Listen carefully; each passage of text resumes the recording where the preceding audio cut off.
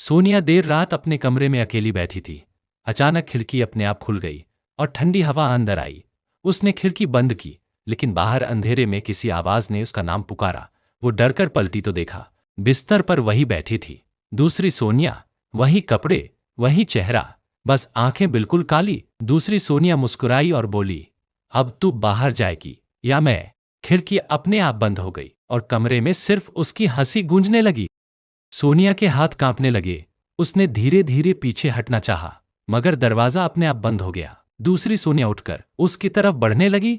अचानक कमरे का आईना कांपने लगा और उसमें सोनिया का असली चेहरा दिखाई दिया, थका हुआ, डरा हुआ, जैसे मदद मांग रहा हो।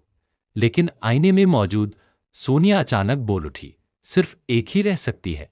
अगले ही पल दोनों सोनिया एक दूसरे की तरफ झपटी।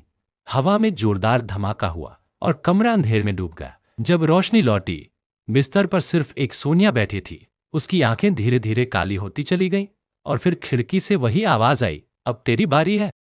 बिस्तर पर बैठी सोनिया ने धीरे धीरे सिर उठाया। कमरे की हवा भारी होती जा रही थी। खिड़की के बाहर वही परछाई झूल रही थी, लंबी, टेढ़ी, और उसकी आंखें अंगारे जैसी चमक रही थी। सोनिया खिड़की की तरफ बढ़ी, मगर जैसे ही उसके कदम आगे बढ़े, दीवारों पर हाथों के निशान उभरने लगे, हर हाथ खून से लथपथ। अचानक खिड़की अपने आप खुल गई और ठंडी हवा के साथ एक फुसफुसाहट गूंजी, अब तो हमारी है। अगले ही पल खिड़की के बाहर से काले धुएं जैसा साया भीतर घुसा और सोनिया को अपने भीतर समा गया। कमरा फिर से शांत हो गया। सिर्फ बिस्तर पर पड़े आईने में एक और सोनिया मुस्कुरा रही थी। आईने वाली सोनिया धीरे धीरे उठी और बिस्तर पर बैठ गई। उसकी आंखों में वही अंगारे जैसी चमक थी।